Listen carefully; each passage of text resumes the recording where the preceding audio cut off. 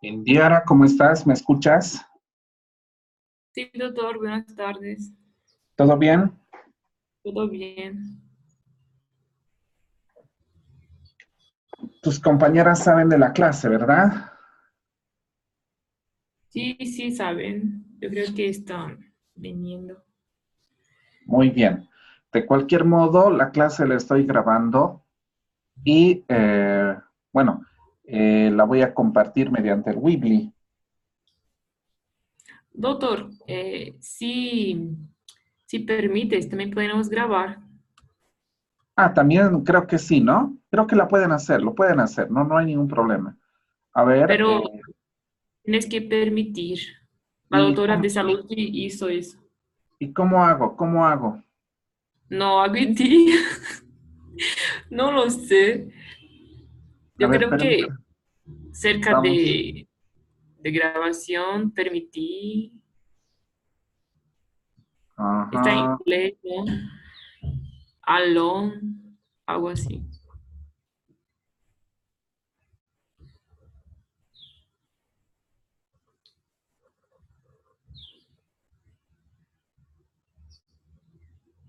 A ver, vamos a ver.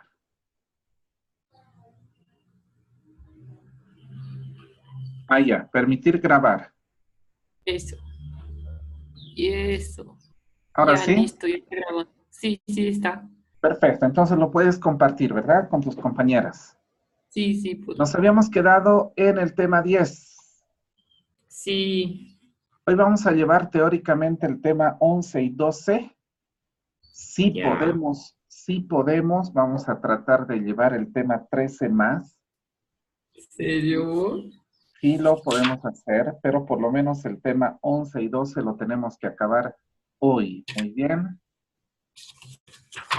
Y al final van a responder un cuestionario también por este mismo medio. Me imagino que ya tus compañeras también van a poder,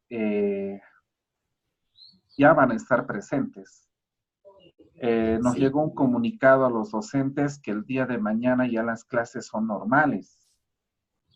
sí, Por lo tanto, para tratar tampoco avanzar, digamos, a la rápida, yo creo que podríamos llevar el tema 11 y 12, que son temas netamente teóricos. No hay mucho que reconocer en estos temas. ay, Son temas, digamos, teóricos que lo vamos a llevar muy bien. Y al final, como te entendí. dije, les voy a dar un cuestionario, van a resolver un cuestionario que también se puede hacer por este mismo medio. Creo que, por ejemplo, realizando algunos anotes aquí, si yo amplío esto, ah,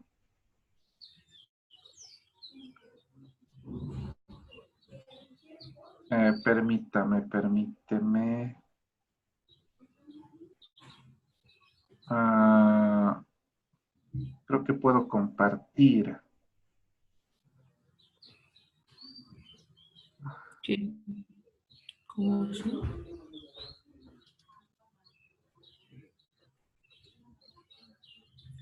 Y ahí están todos. Ahora sí, ¿no? Sí. Muy bien. Por lo pronto vamos a realizar la clase. ¿Se escucha? Sí, Muy bien. En relación a la corteza debemos mencionar que la corteza está conformada, recuerden ustedes, por cuerpos de neuronas, por sustancia gris. Además encontramos células gliales de sostén y lógicamente también abundante irrigación, vasos sanguíneos. Ese es el concepto de sustancia gris en relación a la corteza cerebral. La corteza cerebral alberga o tiene, digamos, en su extensión neuronas relacionadas con las funciones encefálicas superiores, como lo es, por ejemplo, el intelecto, la inteligencia, la memoria, la creatividad, ¿no? El pensamiento lógico y lógico, lo que vendría siendo el raciocinio, ¿verdad? El poder entender, eh, por ejemplo, conceptos, el poder entender eh, conceptos a partir de palabras que uno escucha. Muy bien. Y lógicamente también en la corteza radican funciones motoras, psicomotoras, sensitivas, sensoriales, sensitivas somáticas, sensitivas viscerales, ¿me entienden? Todo aquello que va a permitir gobernar el funcionamiento correcto del cuerpo humano. Entonces, básicamente, todo ese conjunto de funciones están contenidas en la corteza. Muy bien. Vamos a ver que esta corteza cerebral va a estar dividida en áreas corticales, cual si fuera un mapa, como el que observamos, por ejemplo, permítanme aquí, estas áreas corticales, 52 áreas corticales descritas por Brodmann. Nosotros vamos a resaltar las más importantes áreas corticales que tienen determinadas funciones. Sin embargo, estas funciones o estas áreas no actúan de forma individual o de forma aislada, lo hacen siempre de forma conjunta. Muy bien, pero lógicamente vamos a hacer referencia a las áreas corticales más importantes y sus funciones. Y de ahí derivan las preguntas del examen. Sin embargo, vale la pena mencionar que la corteza cerebral, bueno, algunos conceptos generales que nos brinda el texto del doctor Oscar González, por ejemplo, si nosotros extendiéramos la corteza cerebral en un plano, digamos, horizontal, más o menos tendría unos 2.2 metros cuadrados, ¿verdad? La extensión de la corteza de forma horizontal. De esa cantidad de extensión de la corteza, 2/3 partes se encuentran a nivel de los surcos y las cisuras, y una tercera parte se encuentra a nivel de las circunvoluciones. Por lo tanto, las circunvoluciones, las cisuras, los surcos contribuyen a conglomerar esos un poco más de 2 metros de corteza al interior del cráneo. Muy bien. También un concepto importante en relación al grosor. A nivel del lóbulo frontal, por ejemplo, la corteza cerebral tiene un grosor entre los 4 a 5 milímetros.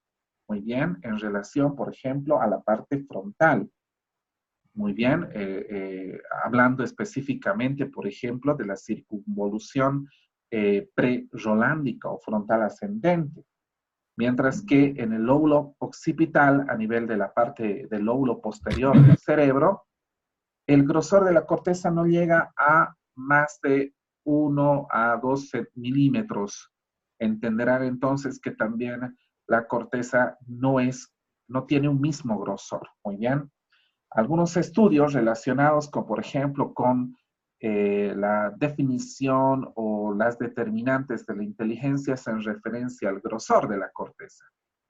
No depende tanto la inteligencia, en esos estudios no dependería tanto la inteligencia del tamaño del cerebro o del peso del cerebro, sino más que todo del grosor de la corteza. Bueno, lo vamos a ir viendo más adelante. Muy bien. En relación a la coloración, ¿no? La corteza en el sujeto vivo tiene una coloración rosácea, pues tiene abundante irrigación, pero en el sujeto, en el cadáver, tiene una coloración gris, como la observan ustedes en los preparados anatómicos. Muy bien. Más o menos de la cantidad de cuerpos de neuronas descritas en relación a más de 100.000 millones, casi 14.000 millones de neuronas se encuentran poblando la corteza cerebral. Muy bien.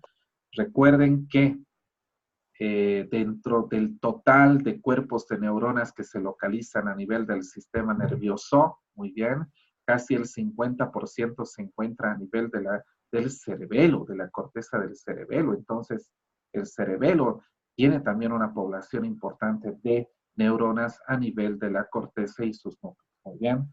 Bueno, cuando nosotros observamos la corteza, tenemos que hacer referencia a capas. De la misma forma que hicimos con el cerebelo, la corteza cerebral se va a organizar en 6 capas o también llamados estratos. Cada una de estas capas presenta un tipo especial de neurona con una forma definida, un tamaño definido, ¿verdad? Esas, por ejemplo, en conjunto, podemos hacer referencia a las células gigantes de Betz, que son las más comúnmente observadas en los preparados anatómicos, ¿no? Las células de Martinotti, que son esas células estrelladas pequeñas. Hay células fusiformes, como las que se encuentran aquí abajo, ¿verdad? En general vamos a ir viendo cada una de estos tipos de neuronas de acuerdo a las capas. ¿Perfecto? Sin embargo, en algunos sectores, ¿verdad? La corteza en la mayor parte de los sectores la corteza presenta estas 6 capas. En algunas presenta solamente 3 capas. Los segmentos de corteza que presentan las 6 capas bien definidas se denominan neocórtex, el cerebro más reciente. Mientras aquellos sectores de corteza que únicamente presentan 3 capas, pertenecen al paleocórtex o una corteza filogenéticamente más antigua, ¿me entienden, verdad? Bueno, de la misma forma, al interior de la corteza, las fibras que comunican estas neuronas entre sí y con las estructuras subcorticales pueden tener diferentes direcciones, pueden ser convergentes, pueden ser divergentes, pueden ser fibras tangenciales, ¿verdad? Que viajan de forma eferentes, aferentes, ¿me entienden? O también pueden ser fibras que únicamente se encuentran al interior, intracorticales, subcorticales. Bueno, vamos a irlo viendo esto a medida que desarrollemos el tema. Muy bien. Bueno, primero veamos las capas. La primera capa es esta, la capa más superficial que se denomina estrato molecular, que es una capa donde observamos estas fibras nerviosas que están bien entrelazadas, bien entremezcladas. Es por eso que a esta primera capa también se le denomina capa plexiforme. Muy bien. Se establece al encontrarse abundantes fibras a nivel de esta primera capa, existe una gran cantidad de sinapsis que también se va a establecer a nivel de la corteza en esta capa, ¿no? Y esta capa va a recibir fibras aferentes principalmente de centros encefálicos inferiores, subcorticales. Muy bien. Y lógicamente también tiene fibras asociativas con áreas, recuerden bien, la corteza se divide en áreas, entre áreas vecinas. Muy bien. Ok, la segunda capa, esta capa se denomina capa granular externa o también llamada estrato granular externo. Y contiene, como ustedes observan, esas células denominadas células piramidales, que son pequeñas. También presenta estos otros tipos de células que son estrelladas, como las que observamos aquí, que también están presentes en la capa 2. Muy bien. En esta capa existen fibras aferentes que provienen de otras neuronas intracorticales, es decir, de otras capas que se encuentran al interior de la corteza. Muy bien, intracortical. La tercera capa, esta de aquí, Esta se denomina capa de células piramidales medianas o también llamada estrato de células piramidales medianas, ¿no? Ahí observamos algunas células como esta que tienen esta forma piramidal, pero no son grandes. Fíjense bien en relación a estas otras. Esas células, ¿verdad? De esta capa 3 envían mensajes a través de sus axones a otras estructuras intracorticales, que quiere decir a otras áreas o también a otros centros subcorticales. Muy bien. La capa 4, el estrato granular interno, así se denomina también, está constituido principalmente por ese tipo de neuronas, las neuronas estrelladas, ¿verdad? Como las que observamos aquí. Esas van a recibir principalmente fibras provenientes o aferentes del diencéfalo, más específicamente del tálamo. La capa 5 es muy importante. Normalmente esa capa 5 siempre es objeto de pregunta de examen. Ojo, es la que va a contener dos tipos de células, dos tipos de neuronas que tienen sus nombres propios. De repente de ahí viene el hecho de que puede ser objeto de pregunta de examen. Perfecto. En principio, estas células pequeñas, ¿verdad? Estrelladas, que también se denominan células o neuronas de Martinotti, y estas otras grandes que son las denominadas neuronas gigantes de Betz, piramidales gigantes de Betz. Aquí, fíjense bien, estarán las piramidales medianas, pero esas son las piramidales gigantes de Betz. Muy bien. Estas neuronas principalmente se encuentran acumuladas en mayor grado a nivel de la circunvolución frontal ascendente, es decir, la circunvolución pre-rolándica. Muy bien. Y precisamente de estas neuronas es de donde salen fibras que se dirigen a estructuras grises que se encuentran, por ejemplo, por debajo, ¿no? Como los núcleos grises del propio telencéfalo. Muy bien. Incluso algunas de sus fibras son tan largas que pueden llegar hasta la médula espinal, ¿no? Hasta las astas anteriores. Ya se darán cuenta qué naturaleza tendrán. Motora, ¿verdad? Chicas, ¿me tienen? ¿Me escuchan? Sí, Y dos motores, sí. sí, Perfecto. doctor. Muy bien. Finalmente, la última capa, la sexta, es aquella que se denomina o que únicamente va a contener células fusiformes, ¿verdad? Células fusiformes. Por eso es que se denomina también estrato de células fusiformes. Es la más profunda y principalmente es eferente. ¿Qué quiere decir? Que envía señales de forma eferente hacia estructuras intracorticales y subcorticales también. Perfecto, muy bien. Cuando nosotros observamos la corteza cerebral, entonces la tenemos que definir en estas 6 capas. Ojo, las conexiones que se establecen entre estas capas, ¿verdad? Pueden darse, ya les había dicho, a nivel de la corteza de las áreas vecinas, ¿verdad? También puede darse comunicaciones con áreas que se encuentran en el hemisferio opuesto, muy bien. También hay conexiones que se dan con estructuras subcorticales, como por ejemplo los núcleos grises del telencéfalo, el cuerpo estriado, el tálamo del diencéfalo, la formación reticular, ¿verdad?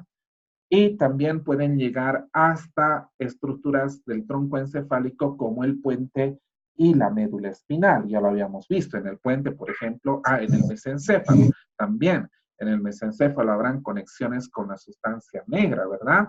Para el control de los movimientos involuntarios. Bueno, entonces esta corteza cerebral va a tener fibras aferentes, eferentes, ¿verdad?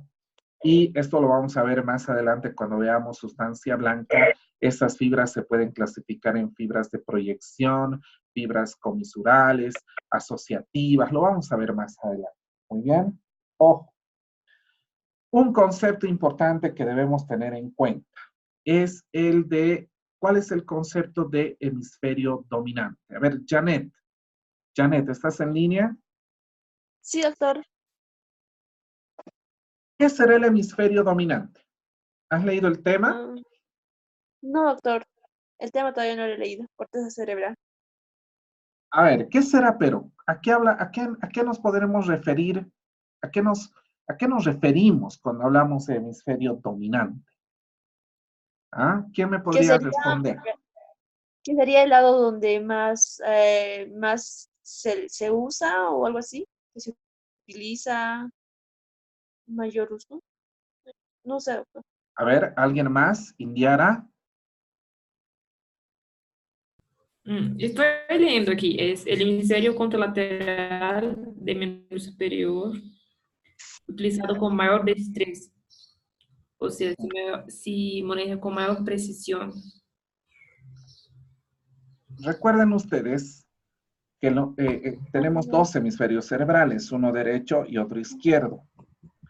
Precisamente hay un concepto que debe quedar claro. El hemisferio derecho gobierna el hemicuerpo izquierdo, contralateral, ¿me entienden, verdad? Y el hemisferio izquierdo gobierna o controla el hemicuerpo derecho, contralateral. Muy bien. El entrecruzamiento, ya sea de las fibras motoras, sensitivas, etcétera, visceromotoras, viscerosensitivas, permite esto. Eso nosotros ya lo sabemos. Entonces, En en la una, izquierda. en una persona que es zurda, muy bien, ¿algunas de ustedes es zurda? Ninguna, ¿no? No. En una persona zurda, es decir, que tiene habilidad, destreza, fácil manejo, por ejemplo, del miembro superior izquierdo para escribir, para manipular un objeto o manipular de forma hábil cualquier tipo de objeto, ¿cuál será el hemisferio dominante? ¿El derecho o el izquierdo? Derecho. El Izquierdo. derecho, ¿verdad? En una persona zurda, el Ah, ya, hemisferio sí, dominante es el derecho. sí. Pero en el 95% de las personas, en el cual me incluyo, ¿verdad? O nos incluimos los del grupo, nuestro hemisferio dominante va a ser el izquierdo, Izquierdo. porque nosotros realizamos o, digamos, utilizamos el miembro superior porque es un ejemplo, ¿no? Es un ejemplo, porque también, por ejemplo, aquellas personas que juegan fútbol, las que patean con la izquierda son zurdos, ¿verdad? Tienen mayor destreza con el pie izquierdo. En el caso, por ejemplo, del 95% de las personas les decía, yo pateamos con la derecha, entonces nuestro hemisferio dominante es el izquierdo. El hemisferio dominante entonces hace referencia al hemisferio contralateral, que gobierna el miembro superior que nosotros utilizamos con mayor habilidad, ¿me entienden? Con mayor destreza para escribir, para además, por ejemplo, manipular objetos, tocar un instrumento musical, ¿verdad? Y además, en este hemisferio cerebral, en el hemisferio dominante, muy bien, también existen áreas importantes relacionadas, por ejemplo, con el lenguaje, ¿no? El control y la coordinación motora, muy bien, está más desarrollado. Sin embargo, eso no quiere decir que si nosotros tenemos el hemisferio dominante en el lado izquierdo, el hemisferio derecho no nos sirva para nada, no, para nada. O sea, este concepto no existe. Los dos hemisferios actúan de forma complementaria, muy bien. Y lógicamente a partir de la comunicación que se establece entre los dos hemisferios por el cuerpo calloso, muy bien, eh, la comunicación entre ambos es constante, de alto tráfico, diríamos, para coordinar cualquier tipo de actividad. Simplemente, en el caso de las personas, ya sean zurdas o diestras, existe un hemisferio dominante que es el que va a determinar esta condición. Ahora, ¿cómo se determina esta condición de hemisferio dominante? Eso se realiza a partir de la genética, ¿no? Cabe señalar, y creo que también el libro del doctor Oscar González lo explica, hasta los 2, ¿no? Hasta los 2 años, 2 años y medio, Los niños no desarrollan todavía el hemisferio dominante en toda su plenitud. En ellos no vamos a poder, en ellos los dos hemisferios actúan a la par, entonces no se los ve todavía, digamos, si van a ser zurdos o van a ser diestros, ¿me entienden? Es a partir de los 3 años, 2 años y medio, 3 años, donde ya genéticamente uno recibe esa condición de hemisferio dominante para desarrollar sus actividades, principalmente con los miembros superiores, ya sea para el lado derecho o para el lado izquierdo, ¿me entienden? O sea, digamos, esas aptitudes, por ejemplo, para manipular objetos o para realizar un dibujo con mayor destreza, habilidad, con la mano derecha o con la mano izquierda, es algo herencial, genético, ¿entienden? Perfecto.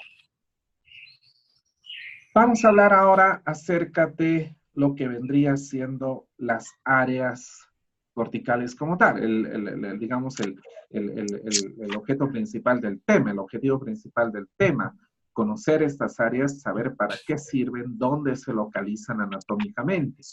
Y vamos a ver que este tema lo vamos a relacionar mucho con el tema, creo que es 18, 19, que habla sobre la irrigación. Tenemos que saber nosotros como médicos, en principio clínicos generales y después también como especialistas, como no, saber muy bien la localización de las áreas y su irrigación. Eso lo vamos a ir desarrollando muy bien, ¿ok? Bueno, para empezar, Lady, ¿cuántos lóbulos tiene el cerebro en esta cara superolateral?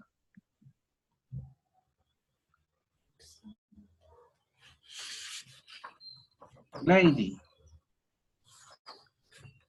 ¿cuántos lóbulos describimos?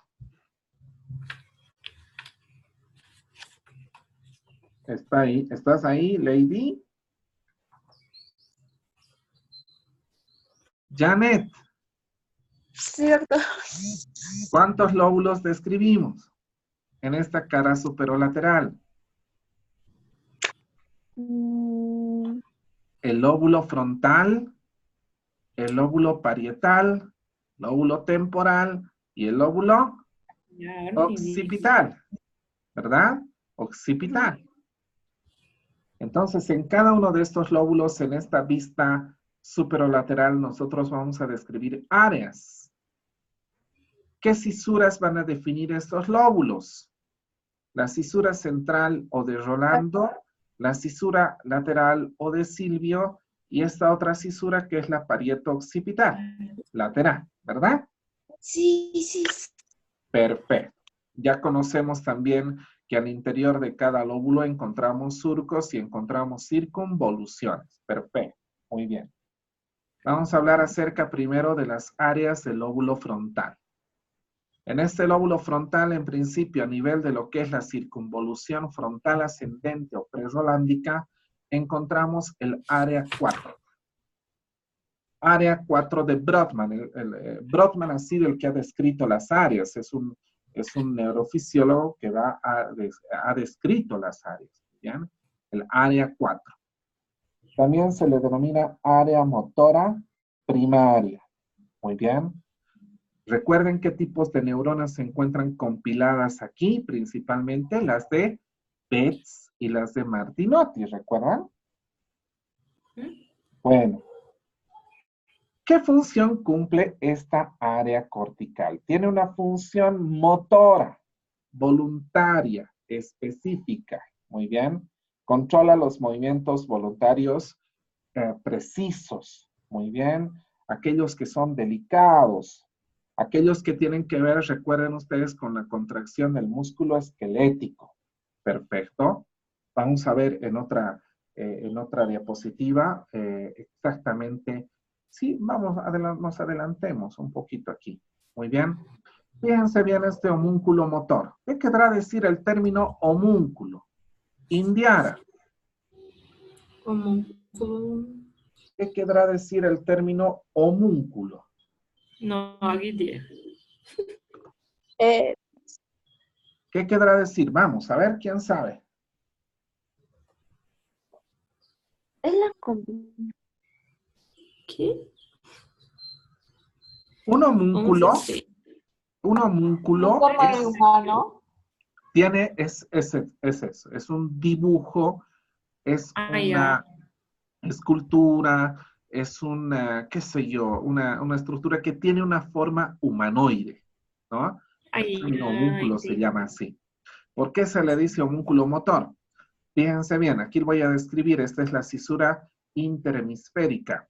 Lo que estaría aquí bordeando, lo que estoy mostrando con el punterito, vendría siendo la circunvolución frontal ascendente. Esta es la cisura de Silvio, aquí está la corteza del lóbulo de la ínsula, ¿me entienden?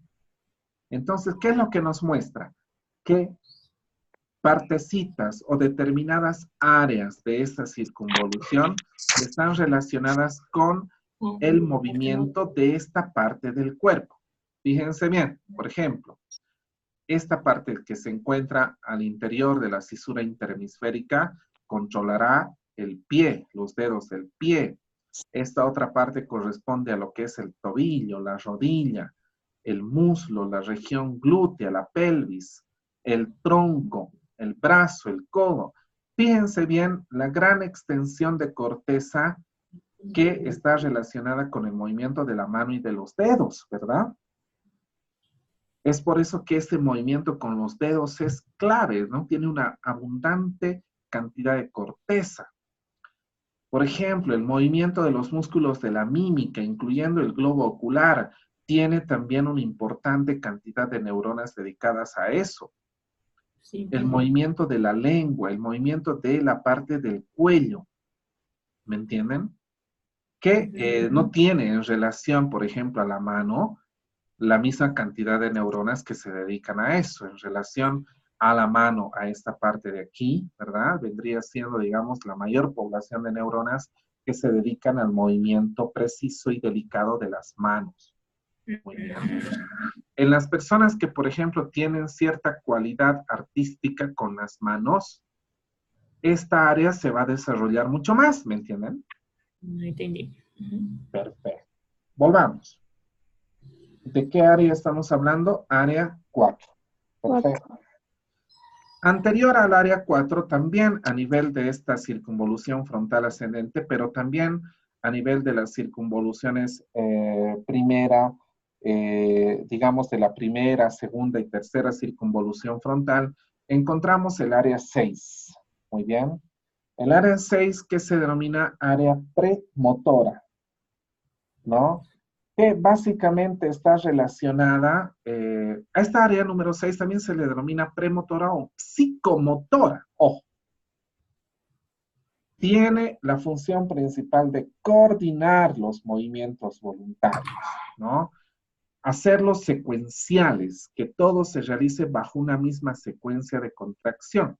Por ejemplo, durante la caminata, al manejar bicicleta, al manejar auto, muy bien, al manejar, por ejemplo, una máquina de coser, de aquellas antiguas que había, no sé si ustedes alguna vez han podido observar. Estos movimientos son secuenciales y muchas veces nosotros no nos damos cuenta que los hacemos, pero los hacemos de forma secuencial, ¿entienden? A eso se refiere el área psicomotora, muy bien. Y lógicamente tiene conexiones importantes con el tálamo y también con la corteza del cerebelo. Muy bien, perfecto. Una lesión a nivel del área 6, área 4 también, va a provocar un síntoma, ¿no? Lo que es un signo más que todo, que es la apraxia, que es la dificultad para realizar movimientos coordinados, secuenciales. Muy bien, a eso se llama apraxia. 3 términos ustedes tienen que conocerlos muy bien, que es la apraxia, la ataxia y la afasia. Muy bien. Sí. Grábenselos muy bien. Estamos hablando de la apraxia. Ok. Estamos todavía grabando. Nos quedan 10 minutos. ¿Ya? Vamos a hacer luego un descanso de no más de 10 minutitos y volvemos, ¿ya? Porque para que se recupere la plataforma. El área, hay un área que se lo observa en la cara medial, aquí, que es el área suplementaria. Área motora suplementaria, que es la que nosotros observamos únicamente a nivel de la cara medial del hemisferio cerebral. Muy bien.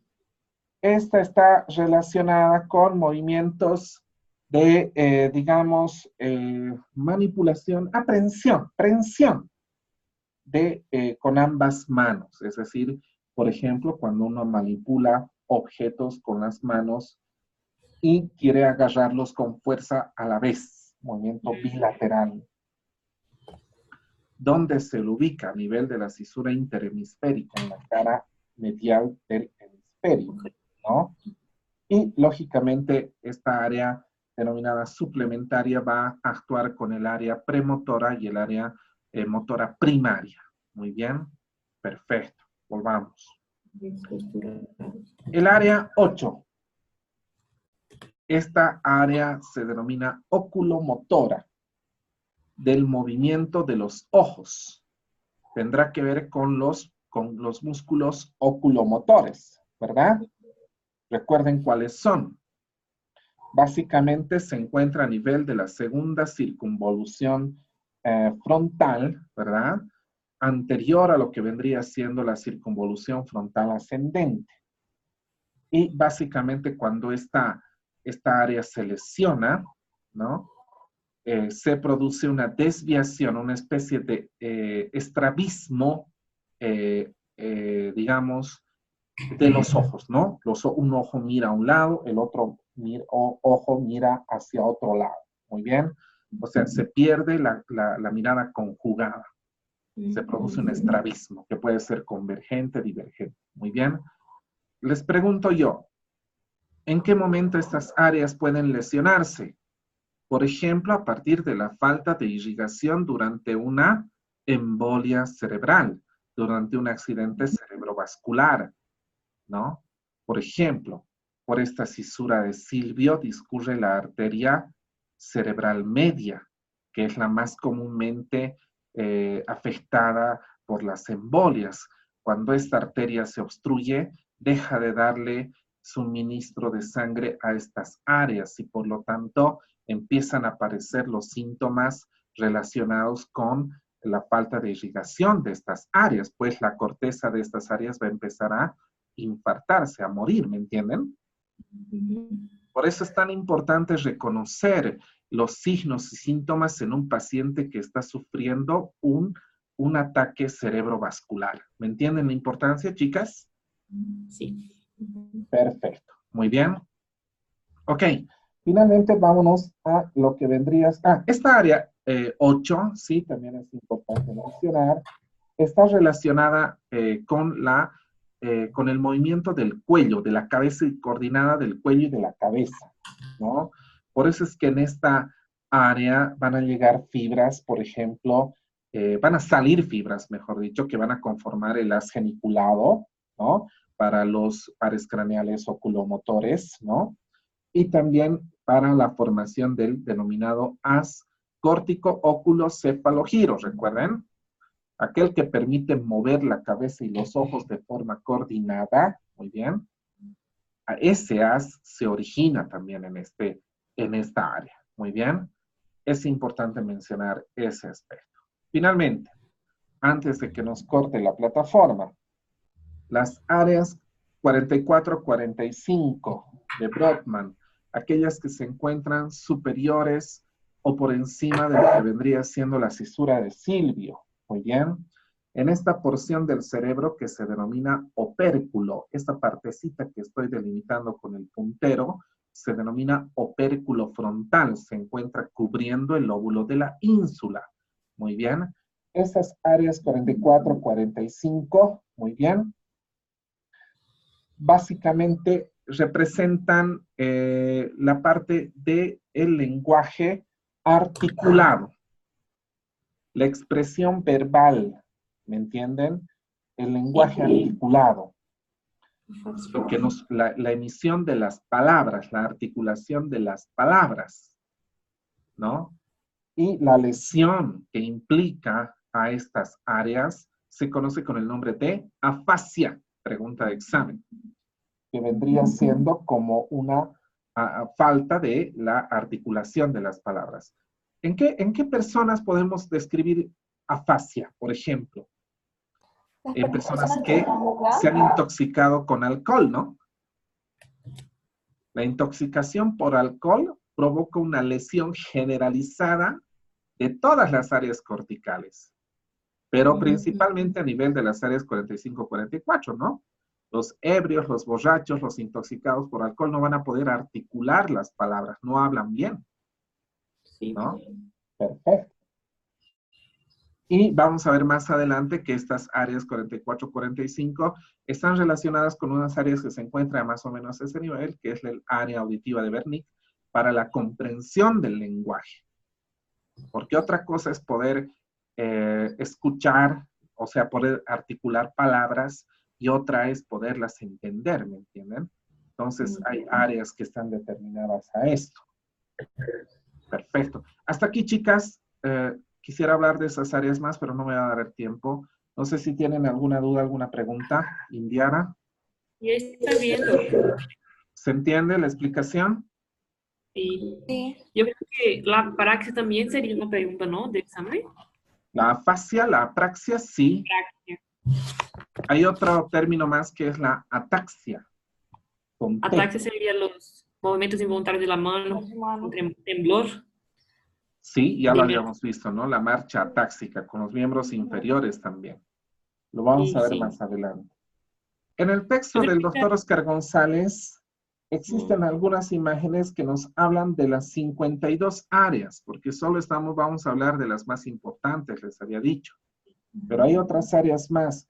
Creo que en esta última edición el doctor ha aumentado algunas imágenes donde se puede ver las áreas por completo. Las van a ir revisando, muy bien. Y de repente pueden ir googleando también la función de estas áreas. Pero las que nosotros tenemos que saber de memoria, saberlas bien como médicos clínicos, son las que les estoy mencionando. ¿Ya, chicas? Ya está viendo. Muy bien. Bueno, entonces vamos a hacer un pequeño break hasta que se recupere la plataforma, unos 10 minutos, ¿está bien? Y luego volvemos. Es mejor esperar que se apague, ¿no? Porque no sé si puede grabar, si cierra. No, automáticamente va a grabar. Ah, ¿sí? Automáticamente, sí, Está bien. automáticamente, lo vas a ver. Listo, nos vemos en 10 minutos. Ya está bien.